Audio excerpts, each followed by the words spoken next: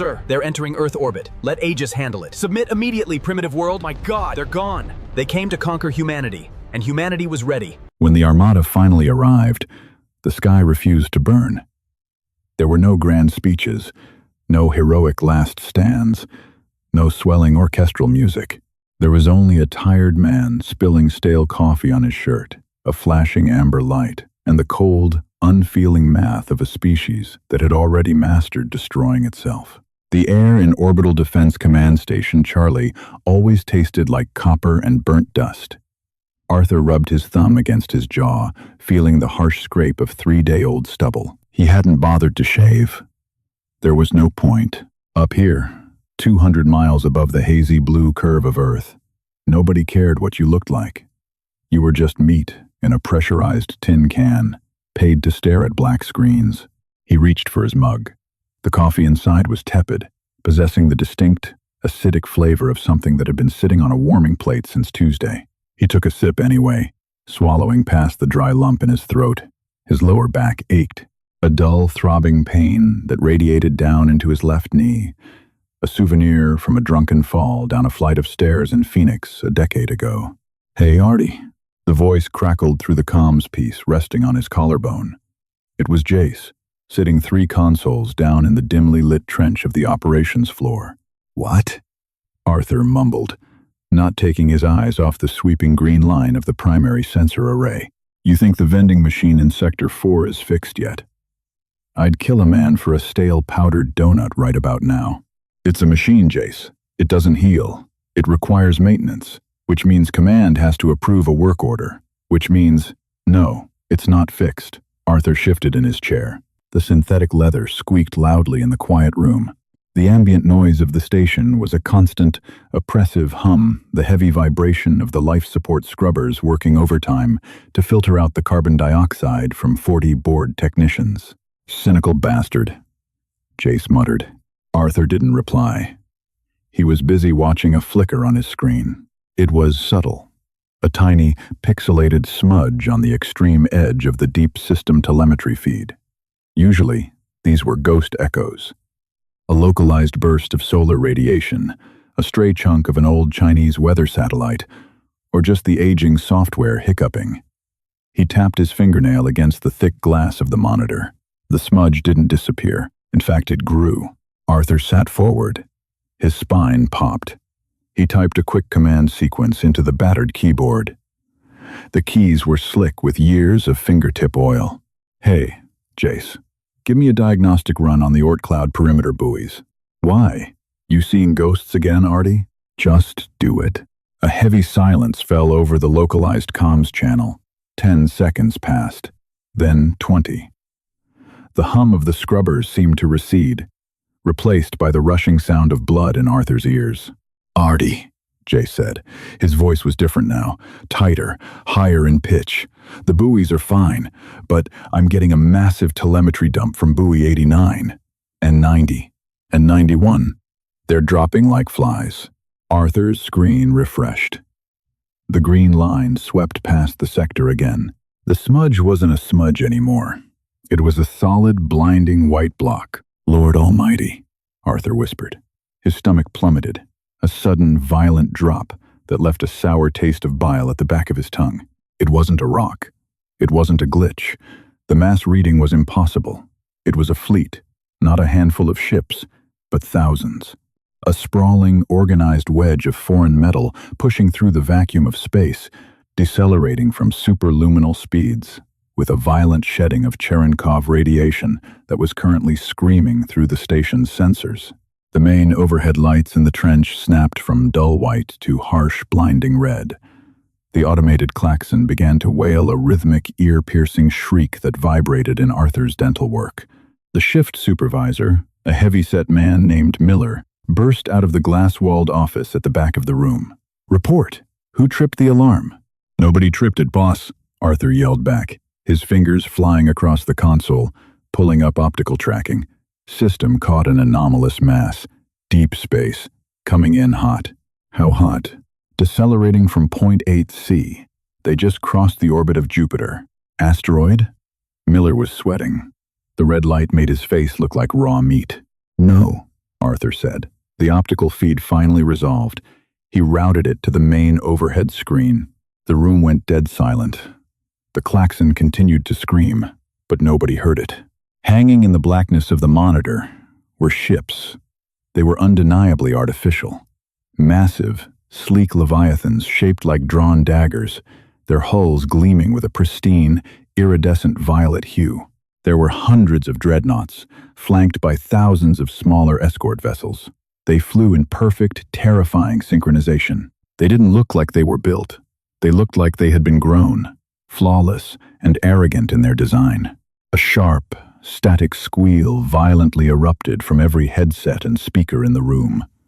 Arthur ripped his earpiece off, wincing as a spike of pain drove into his eardrum.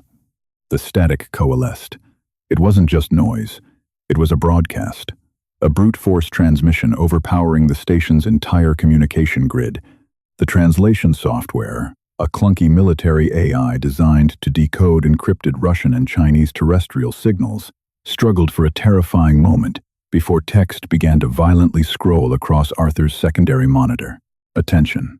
Primitive Colony World Designation 44B. We are the vanguard of the Ethel Guard. Your sector has been claimed for expansion. Cease all orbital activity. Power down all primitive fusion engines. Submission will be met with integration. Resistance will be met with sterilization. Arthur stared at the words. He didn't feel heroic. He didn't feel a surge of patriotic duty to defend Mother Earth. He felt deeply, profoundly exhausted, and incredibly nauseous. He thought of his daughter, living in a cramped apartment in Seattle, probably complaining about the rain right now. He thought of the unpaid electric bill sitting on his kitchen counter, back down the gravity well. They're not stopping, Jace whispered. They're ignoring the transit lanes. They're burning straight for high Earth orbit. Miller, Arthur said, his voice raspy. Are we waking up the brass? Miller stared at the screen, his mouth hanging slightly open. A line of drool pooled at the corner of his lip. The brass. Yeah, I'm hitting the red line. Don't bother, Arthur said softly, his eyes dropping from the alien armada down to a small, unassuming black box bolted beneath his primary terminal. A single green LED had just flipped to amber. What do you mean, don't bother? Miller snapped. The Aegis system just woke up. Humanity hadn't united in a utopian dream of star-trekking exploration. We didn't solve poverty, and we certainly didn't solve war. 50 years ago, during the brief and terrifying resource wars of the late 21st century, we had simply realized that we were a few pushed buttons away from turning the planet into a radioactive cinder block. So, in a rare moment of unified, paranoid cooperation, the major superpowers built the Aegis grid. It was the ultimate expression of human cynicism. We didn't trust each other with the keys to the orbital weapons, so we gave the keys to a cold, hardwired logic gate. The Aegis was a localized, fully automated defense mechanism. It wasn't an AI. It didn't think. It didn't reason. It didn't care about diplomacy or grand speeches. It was a planetary dead-hand switch. If something approached Earth with a hostile energy signature, a mass exceeding registered transit limits, and failed to broadcast a human cryptographic handshake, Aegis didn't ask questions. It just fired. Arthur watched the amber light on his console blink. Once, twice, then it turned a solid bloody crimson. System lock, Arthur announced, his voice devoid of emotion. Aegis has total autonomous control. Station weapons are locked out. Thrusters are locked out. We are passengers now. Outside the thick armor-glass windows of Station Charlie, the void of space seemed to hold its breath. The alien armada, the Ethel Guard, they called themselves, was pushing past the moon. On the optical feeds, they were stunning. Intricate patterns of golden light traced along their violet hulls. They moved with a predatory grace, banking and aligning their prows toward Earth's major population centers. They were forming a blockade, a grand theatrical show of force meant to intimidate the ape descendants throwing rocks at each other on the dirt below. They expected panic. They expected scrambling jets and primitive missiles flailing hopelessly against their advanced energy shields. They did not expect the moon to open up. Arthur felt the low-frequency rumble before he saw anything. The deck plates beneath his boots vibrated, rattling the loose screws in his console. "Aegis is unsealing the lunar silos," Jace said, his fingers trembling so violently he couldn't type. "Kinetic drivers are spooling. Energy spikes across the entire exosphere." "Show me," Miller demanded. Arthur switched the feed. The Aegis system didn't use lasers. Lasers could be refracted by shields. Lasers dissipated over distance. Humanity, in its dark, pragmatic wisdom, preferred to throw rocks. Very, very dense rocks, hidden inside the regolith of the moon, and scattered in disguised, stealth-baffled orbital platforms were hundreds of massive railguns. They had sat dormant in the freezing vacuum for 4 decades, patiently waiting. Firing sequence initiated. Arthur read off the screen. Target lock confirmed on all hostile mass signatures. There was no dramatic countdown. The machine didn't pause for dramatic effect. The void outside the station violently strobe flashed. It was silent, but Arthur's brain supplied a phantom, deafening roar.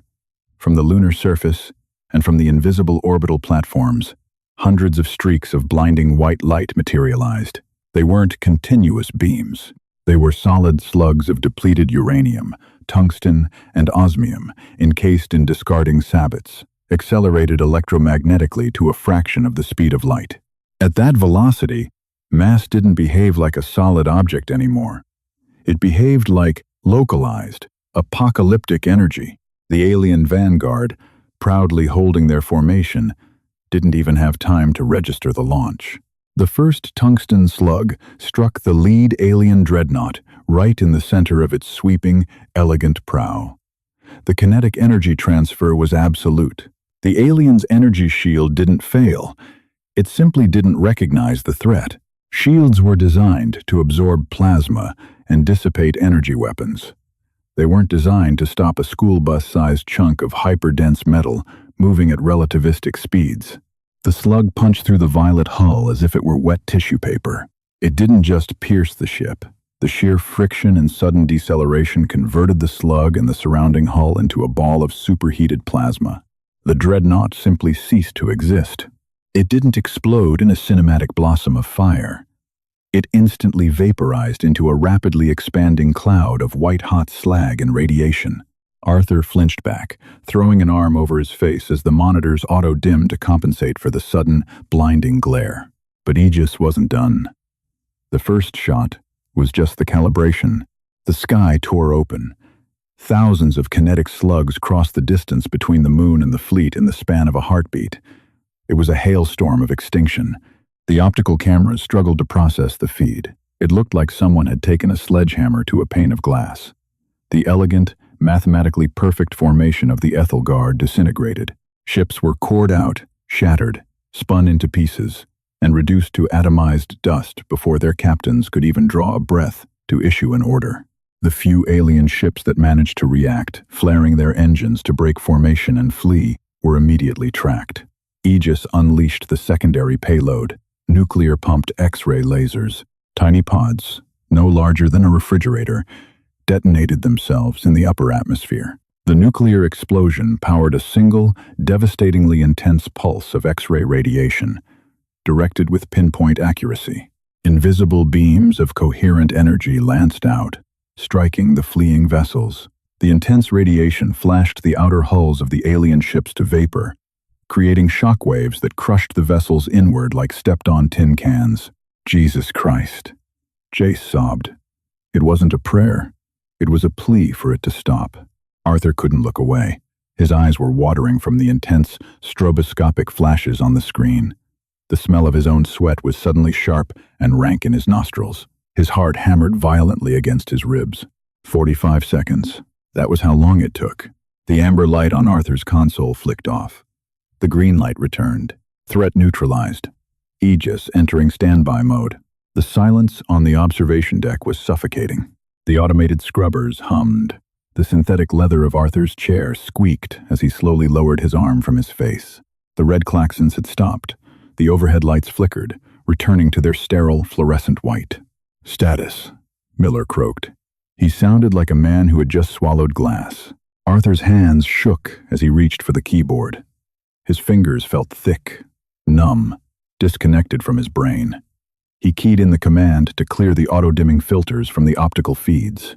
The screen blinked, wiping away the after-images of the plasma blooms. The Armada was gone.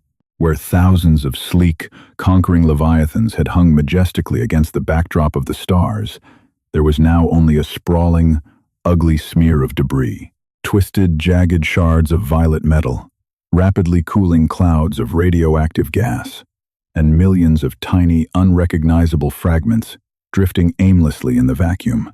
It looked like a cosmic junkyard. There were no escape pods. There were no distress signals. There was no movement at all, save for the slow, silent rotation of shattered bulkheads. Scan. Scan for survivors, Miller ordered, his voice trembling. Scanning, Arthur whispered. The harsh scrape of his own voice in his throat felt foreign. The green lines swept across the radar. Clean, clean, clean. No life signs detected, Arthur said. He stared at the screen. He felt a desperate urge to vomit. He didn't feel the triumph of a victorious defender. He didn't feel the chest-thumping pride of humanity conquering an alien threat.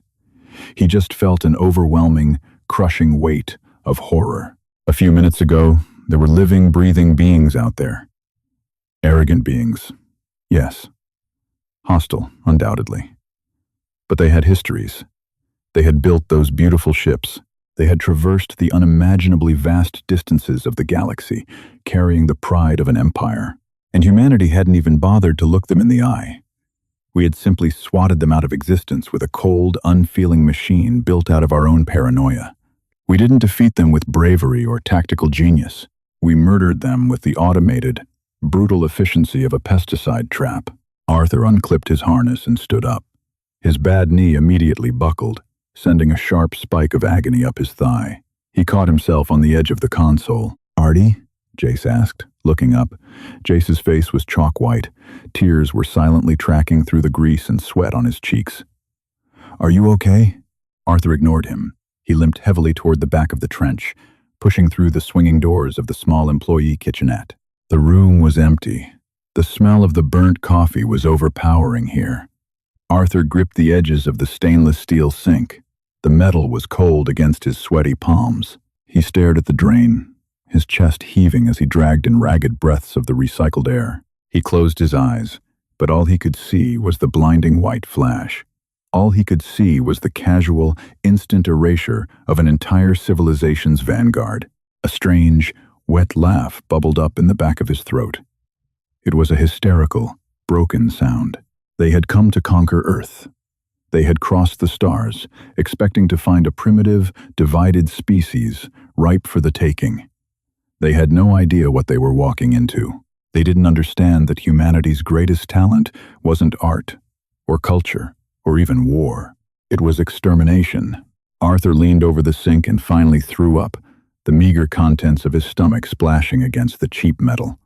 He coughed, spitting the bitter taste of bile from his mouth, his hands trembling violently. When he finally straightened up, he looked at his reflection in the smudged mirror above the sink. He looked old. He looked tired. He looked like a man who had just watched a god get slaughtered in a slaughterhouse. He wiped his mouth with the back of his hand, turned on the tap, and watched the cold water wash the mess away. Humanity. Fuck yeah, he thought bitterly. He turned off the tap, the silence of the room pressing in on him, heavy and absolute. He had to go back out there. He had to sit in his chair, drink his stale coffee, and watch the green line sweep across the screen, waiting for the rest of the universe to find out what happened in the dark. 8 months passed. Orbital Defense Command Station Charlie didn't smell like burnt dust anymore. It smelled like industrial bleach, ozone, and the sharp, chemical tang of fresh plastic. Command had gutted the trench. They ripped out the old consoles and replaced them with sleek, military-grade servers that didn't squeak or rattle. The ambient hum of the life support scrubbers was quieter now, dampened by thick acoustic foam lining the bulkheads. Arthur hated it. The silence felt artificial. It felt like a hospital waiting room where someone had just died. He sat at his new terminal, rubbing his thumb over the pristine matte black edge of the keyboard. He still hadn't shaved. The stubble was a thick, graying beard now. The knee still ached, throbbing in time with his pulse, a dull rhythm of meat and bone failing against gravity and time. Outside the armor-glass windows, the graveyard was gone. Earth had mobilized with a frantic, terrifying desperation. Within weeks of the Vanguard's destruction, hundreds of heavy-lift salvage scows had crawled up from the gravity well. They descended on the debris field like scavengers on a rotting carcass. They dragged in the massive, twisted chunks of violet hull armor, the shattered FTL drives, the pulverized remains of the alien weapons systems, and they dragged in the bodies. Arthur had seen the classified autopsy files. The boys down in biocontainment hadn't found monsters. They had found fragile, almost avian creatures. Long, multi-jointed limbs, hollow bones built for low-gravity environments. Their skin was a pale, translucent gray, devoid of pigment. They were elegant. They were biologically symmetrical, and they had died violently. The files were filled with clinical descriptions of ruptured organs, flash-boiled blood, and skeletal structures shattered by the immense concussive force of kinetic transfer. The public back on Earth never saw those photos. The governments of the world spun a different narrative. News networks ran endless loops of the Ethel Guard's threatening broadcast, followed immediately by simulated animations of the alien dreadnoughts bombing Paris, New York, and Beijing. The propaganda machine didn't want the public to see fragile, broken birds in metal cages. They wanted the public to see a horde of merciless conquerors. It worked. Humanity didn't panic. Humanity became rabid. Decades of internal squabbling vanished overnight. Border disputes evaporated. The entire planetary economy pivoted on a dime, transforming Earth into a massive, paranoid munitions factory. The Aegis system wasn't dismantled for being too dangerous. It was upgraded. It was given more power, more processing cores, more autonomous reach. Hey, Artie. Arthur blinked, pulling his gaze away from the deep space telemetry feed. He looked over. Jace was sitting at the adjacent console. Jace looked different, too. He had lost weight. The bags under his eyes were dark and bruised. He drank tea now instead of coffee, clutching the insulated mug with both hands, as if trying to siphon warmth from it. "Yeah?" Arthur said, his voice flat. "You see the memo from Director Cole?" Jace nodded toward the blinking notification icon on Arthur's secondary screen. "They're moving the Oort Cloud perimeter buoys out another 10 AU, extending the tripwire." "I saw it. You think they're coming back?" Jace asked. It was the question nobody wanted to say out loud, yet everyone whispered in the break rooms and bunkhouses. Arthur turned back to his screen. The green line swept in a steady, hypnotic circle. "Of course they're coming back, Jace. You don't send 1,000 ships to claim a territory unless you have 1,000,000 more sitting at home to hold it. We kicked a hornet's nest. Now we wait for the swarm." Jace took a slow sip of his tea. His hands were shaking again. They always shook these days. "Cole thinks we're ready. He thinks the new payload configurations will hold the line." Arthur almost laughed, but it caught in his chest like a dry cough. The new payloads were the result of the reverse-engineered alien tech. Earth's scientists hadn't bothered trying to build energy shields or sleek plasma weapons. That took too much time. Instead, they focused entirely on the Ethel Guard's faster-than-light transit drives. They took the elegant, hyper-advanced spatial distortion engines and crudely bolted them onto the backs of extinction-class kinetic slugs. It was the most human solution possible. We didn't learn their science to elevate ourselves. We learned it to throw our rocks faster.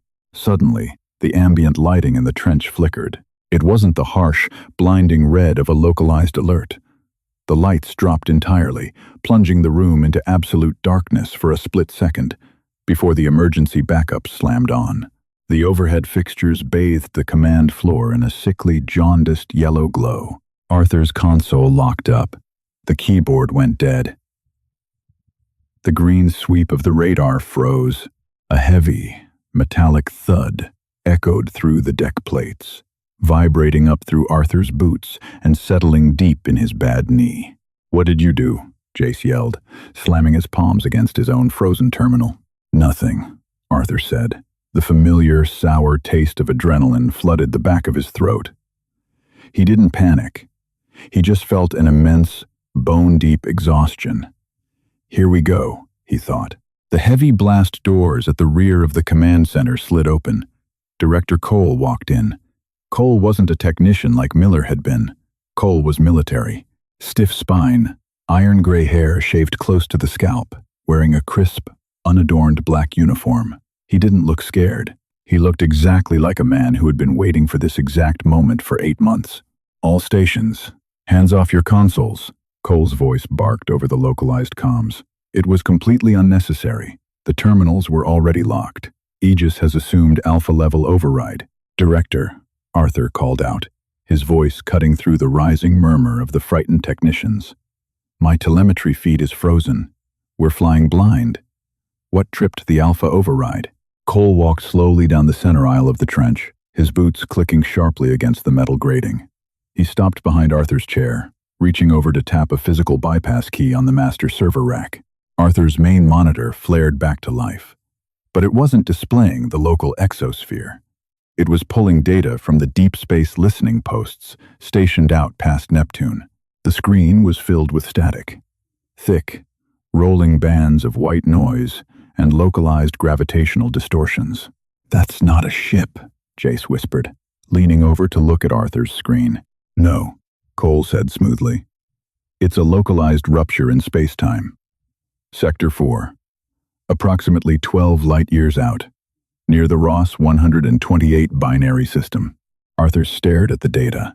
The math scrolling down the side of the screen was sickening. The gravitational mass pulling through the rupture wasn't a fleet. It was an armada so large, it was exerting a noticeable tidal pull on the surrounding celestial bodies. They aren't jumping into our system, Arthur muttered, reading the telemetry. They're staging. They're dropping out of slipspace 12 light-years away. They're forming up, getting ready to make the final, synchronized jump right down our throats. Estimates? Cole asked. Arthur swallowed hard. Based on the mass displacement, 50,000 capital ships. Maybe 10 times that in escorts and supply lines. It's an extermination fleet, Director. They're going to glass the planet. Jace made a small, choking sound and covered his face with his hands. Arthur looked up at Cole. The Director was staring at the monitor, his jaw set in a hard, uncompromising line. There was no fear in his eyes. There was only a cold, terrifying calculus. Aegis isn't spooling the lunar silos, Arthur said, realizing the station's localized defenses were still dormant. Director, if they jump into Earth orbit with 50,000 ships, the lunar railguns won't cycle fast enough. They'll overwhelm us through sheer numbers. The debris alone will cause a Kessler syndrome event that will trap us on Earth for a millennium. We have to fire now, while they are in transit. We aren't firing the lunar silos, Arthur, Cole said quietly. Cole reached into his tunic and produced a small rectangular keycap forged from solid tungsten. He walked over to the primary command terminal at the front of the room, a terminal that had sat dormant since the station was built. The Ethel Guard, consider us primitive, Cole said, addressing the silent, terrified room. They think we got lucky. They think they can stage an invasion fleet 12 light-years away, out of our reach, and take their time planning our execution. Cole inserted the tungsten key into the terminal. They don't understand how deep human paranoia goes, and they don't understand what we built with their engines. Cole turned the key. The jaundiced yellow lights of the station snapped to a violent, bloody crimson. Authorization confirmed. The automated voice of the Aegis system was female, smooth, and entirely devoid of inflection. Project Tartarus initiated. The vibration started in the walls.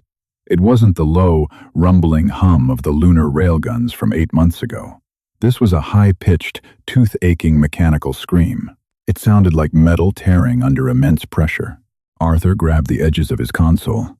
The coffee mug on his desk rattled off the edge, shattering against the floor plating. Brown liquid pooled around his boots. He didn't look down.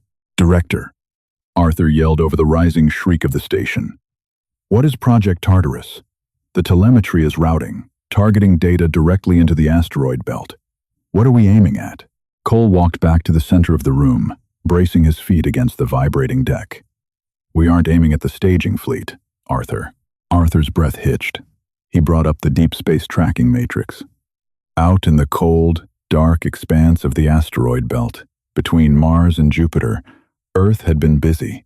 They hadn't just been mining for resources. They had been hollowing out Ceres. They had been strapping massive, scaled-up versions of the Ethelgard FTL drives to the largest, densest planetoids humanity could find. "Targeting coordinates locked," Aegis announced. Arthur read the numbers flashing across his screen. His blood ran cold. The chill seeped into his bones, freezing the marrow. "Those coordinates," Arthur stammered, pointing a shaking finger at the screen. "That's not Sector 4. That's not Ross 128. "No," Cole agreed, his voice cutting through the noise with chilling clarity. "Those are the origin coordinates," Arthur realized, the horror dawning on him. "We pulled them from the navigational black boxes of the Vanguard fleet. That's the Ethelgard homeworld, and their major agricultural colonies." Jace lowered his hands from his face. His eyes were wide, white, and terrified. "We're shooting at their planets? But the fleet." "The fleet is irrelevant," Cole said. He stared at the main monitor. "If we fight the fleet, millions of our people will die in the crossfire. Even if we win, the Empire will just send another fleet, and another, until we are ground into dust." Arthur's stomach churned violently. "So we're just going to bypass the military? We're throwing FTL-strapped asteroids at civilian populations? We are neutralizing the command structure, the industrial base, and the biological source of the threat," Cole corrected, his tone flat. "We are performing an amputation to save the body. Survival is not pretty, Arthur. It is not moral. It is simply math. It's genocide," Arthur whispered. "It's deterrence," Cole replied. The screaming vibration in the station reached a crescendo. The armor-glass windows warped slightly under the localized gravitational stress of massive FTL ruptures opening across the solar system. "Spooling complete," Aegis announced. "Initiating transit." Arthur looked at the optical feed from the asteroid belt. It was the most terrifying thing he had ever seen. 7 massive chunks of rock, some the size of small moons, hollowed out and packed with solid osmium cores, suddenly blurred. They didn't accelerate linearly. Space simply folded around them, a violet, tearing distortion of light and physics. And then they were gone. There was no sound in space, but Arthur's mind filled with a deafening, apocalyptic crack. The silence that fell over Station Charlie was absolute. The mechanical screaming died instantly. The scrubbers hummed their quiet, indifferent tune. "Transit successful," Aegis reported smoothly. "Estimated time to impact. 30 seconds. 30 seconds. That was how long it took to cross 100 light-years using alien technology fueled by human hatred." Arthur sat back in his chair. The synthetic leather squeaked. He looked down at the spilled coffee soaking into his boots. He felt entirely numb. He wasn't a soldier. He was a technician. A guy with a bad knee who worried about his daughter's electric bill. And he was sitting in the front row, watching the murder of a species. He didn't bother looking at Cole. He knew what he would see. The smug, grim satisfaction of a man who believed he had just saved the world by setting the universe on fire. "Impact in 10 seconds, Aegis noted. Arthur forced himself to look at the deep space telemetry screen. He routed the feed to the distant coordinates of the Ethelgard Empire. He couldn't see the planets. They were too far away. All he could see was the faint, ancient light of their host stars. 5, 4, 3, 2, 1. Nothing happened. The room held its breath. Then, the data feed violently spiked. It wasn't a visual explosion. At that distance, optical light would take centuries to reach Earth, but the gravitational sensors and subspace listening posts registered the event instantly. Massive, localized shockwaves of gamma radiation bloomed across the sensors. When a planetoid the size of Ceres, traveling at faster-than-light velocities, strikes a terrestrial world, there is no crater. The atmosphere doesn't burn. It ceases to exist. The planetary crust doesn't crack. It instantly liquefies into a churning ocean of subatomic plasma. The kinetic transfer is so absolute, so devastatingly complete, that it disrupts the gravitational binding energy of the planet itself. On the screen, the gravitational readouts for the Ethelgard homeworld and its 6 primary colonies simply vanished, flatlined, erased from the cosmic ledger in less time than it takes to blink. Impacts confirmed, Aegis stated. The red lights in the command center flicked back to yellow, then settled into a calm, sterile white. Hostile origin points sterilized. Re-evaluating deep space threat matrix. Jace threw up into his wastebasket. The wet, violent sound of his retching echoed loudly in the quiet room. Arthur didn't move. He kept his eyes locked on the screen. Re-evaluating deep space threat matrix. The sensors swept back to Sector 4. Back to Ross, 128. Back to the massive staging fleet of 50,000 capital ships that had been preparing to jump to Earth. The fleet was still there, but their subspace communication network, which had been buzzing with tightly encrypted military chatter, was suddenly dead silent. The homeworld they were fighting for, the families they had left behind, the politicians who had ordered the invasion, all of it was gone, turned into an expanding cloud of radioactive dust.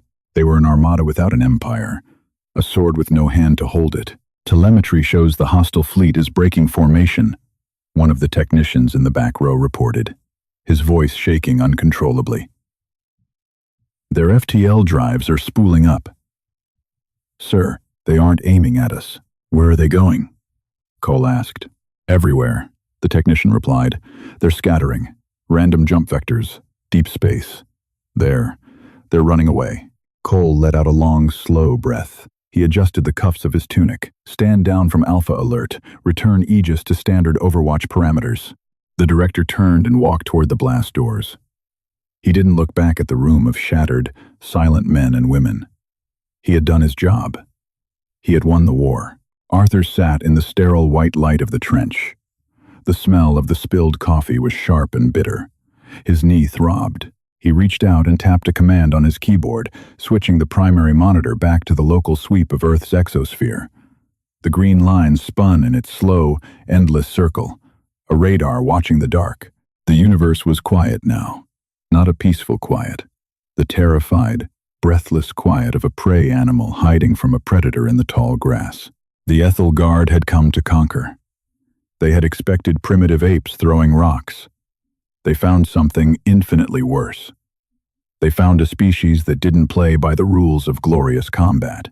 A species that looked at the vast, majestic tapestry of the cosmos and saw only a theater of cold, unfeeling math. We didn't just wipe them out. We broke their spirit. We showed the galaxy what humanity truly was. We weren't the heroes. We were the monster under the bed.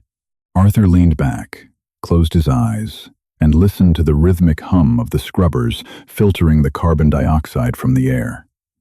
He tried to think of his daughter in Seattle, safe from the rain and the fire. He tried to feel glad, but all he felt was the dark, crushing weight of the silence, knowing that out there, in the deep black, the rest of the universe was watching, and they would never, ever dare to look our way again. Humanity. Fuck yeah, Arthur thought. And this time, he didn't even have the energy to laugh. If you enjoyed this descent into humanity's dark survival and the cold, unyielding reality of cosmic warfare, make sure to hit that like button. It helps push these stories to more sci-fi fans just like you. Share your thoughts down in the comments. Was Director Cole a monster? Or did he do what had to be done to save Earth? Don't forget to subscribe to the channel and ring the bell so you never miss another HFY Sci-Fi adventure.